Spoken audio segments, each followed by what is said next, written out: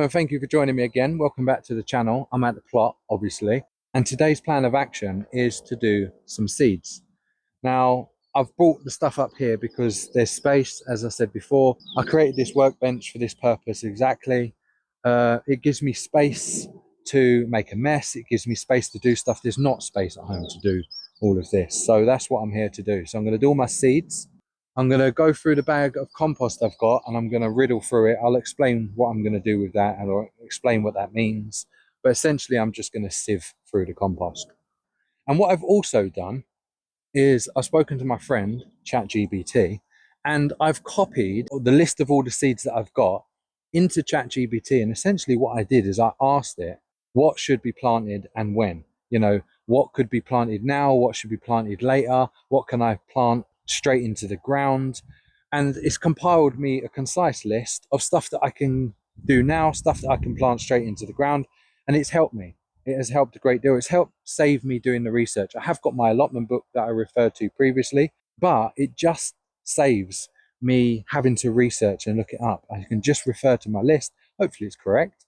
Hopefully it hasn't done me up like a kipper, but I assume it hasn't, and if it hasn't, then I can start sowing the seeds today that need to be done. So let's get on. There's not much going on here. I've literally got the riddle that I ordered online. I made sure it's a steel one. I didn't want plastic because I thought a little bit more durable. And all I'm going to do is go through this bag of compost and sieve all of the compost just to get all of the big bits out.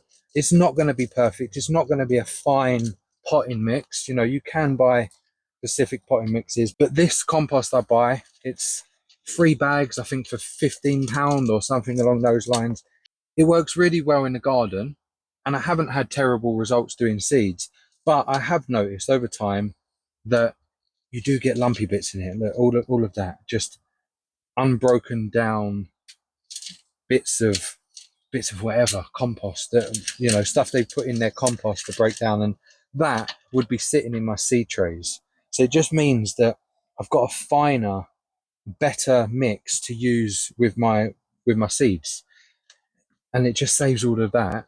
You know, if I got one of those lumps in one of my seed trays, that's half of the seed tray gone, and that's no good for seeds. So that's all I'm going to do.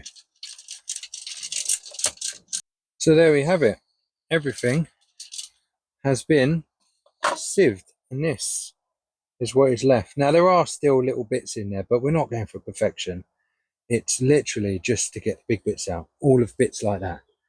Now, what I'm going to do, I'm not going to waste this. I'm going to put this in a bag here, and I'll just, when I make up beds, I'll just put that at the bottom of the bed, because it is stuff that can be decomposed still. It just hasn't broken down. And because it's a bit bulkier, it means that if I put it at the bottom of a bed, it would just bulk it up a bit. It means I don't have to use as much compost or as much manure or whatever it is that I choose to put on there. So yeah, as you can see, that has sieved quite nicely, and that gives me a great medium to work with when I do my seeds. So what I'm going to do is I'm going to put this next to me. I'm going to get set up, and I'll start talking you through some seeds that I'm going to do. This is my trusty seed tin, and this is random seeds that are left over from last year. So we've got some more red cherry, romas, basil, we've got peas, lobelia. There's loads of random seeds in here. So what I'm going to do is I'm going to go through the tin. I'll go through the seeds we've got here, cross-reference it with my list, and I'm going to work out what I'm going to sow today. So first and foremost, let me start by saying that I'm by no means an expert. So none of this is to be taken as expert advice or anything of that nature. But I have deciphered that my most important seeds to start now are the onions. So onions should have been started, I think, January/February time from seed. It's not too late, but we are pushing the later side to start onions. Peppers and tomatoes I treat quite similarly. I plant them at the same time. Although they are a summer plant, they do like to be started early. Plus, they take a long time to sprout. So that gives them 12-18 days to even start showing, sometimes even longer. I've had peppers not show for. And I've also got summer sprouting broccoli. So I do have another purple early broccoli, but apparently that's for later in the spring slash summer, and then that will give a crop next year. I'm not 100% on that, so I'll have to refer, but apparently this is the one to be planting now. So this is the summer purple sprouting, and I can do them now. What I also have is I have some stolen property. These are lollipop sticks from the children's craft drawers at home, but they're not going to miss a few lollipop sticks. But they have been borrowed permanently. And I have also picked up, these were recommended by a friend of mine. I picked up these seed trays from Aldi. I think they were £3 for 4 or 5. I think it was 5. I think so. £3 for 5. And I picked these up. They're not the best quality. They're not going to last forever, but they will do me this season. I do have a lot of upcycle seed trays. So later in the month, or if I run low, I do have more to fall back on from free cycle, but I just thought I would get some fresh ones. So I'm going to start sowing these, and I'll talk you through what I'm going to do. So this is the first time I've ever sown onions. However, I'm not going to do the pricking out method where I put multiple seeds into one cell and then prick out like I would, say, a tomato. I'm literally going to take a single seed, if I can get a single seed, and then I'm just going to push it into each cell. Now, I'm not positive on depth, but as long as it's in there, I'm sure we are fine. And this isn't, I've got 2 there. This isn't a science. I'm not going to be scientific with this. As I learn, as we grow more items, there are some that I'm more familiar with than others, but as we grow more over time, I will learn, I will gauge the depths, and then we can go from there. And these are a red onion that I'm sowing. I'm also going to be sowing a white onion, and I'm also going to be sowing a spring onion. So multiple onions. We do love onion. Now I would assume, again, it's only a guess, but I'd assume that these would need to be fairly spaced out, but not extremely, because I can imagine, depending on how big we want our onions, would depend on how close we can get away with planting them. I'm thinking something between 10 and 15 centimeters, but again, I'm not certain. And if you're watching this, please feel free to tell me the space in which I can plant these and the closest space I can get away with planting. So now all I'm going to do is just cover them over with a little bit of our compost. And then what I'm going to do is I'm taking these home and I'm going to water them in at home, or water them, the ones that stay here, I'll water in, but I think these are going to come home with me. And now all I'm going to do is write red onion. Now I've probably done that a bit small, but again, I can change that or update that at a later date. So we have our first sowings of the season.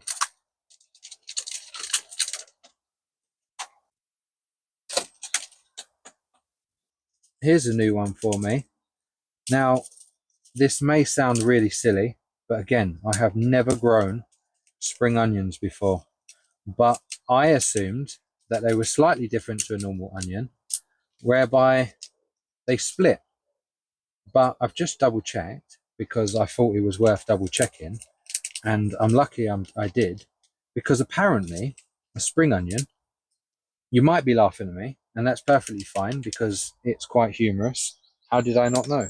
But apparently we are to sow spring onions in groups of 6 to 10, depending on how you feel. So they grow in clumps, and I didn't know that.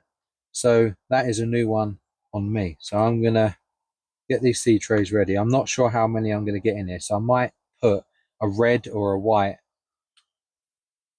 at the back here. But yeah, who would have known? Apparently not me. So based on that fact, I have red onions here, and I have a lot more seeds than I do of any other onion type. So what I'm going to do is I'm going to put multiple red onion seeds in these cells as well.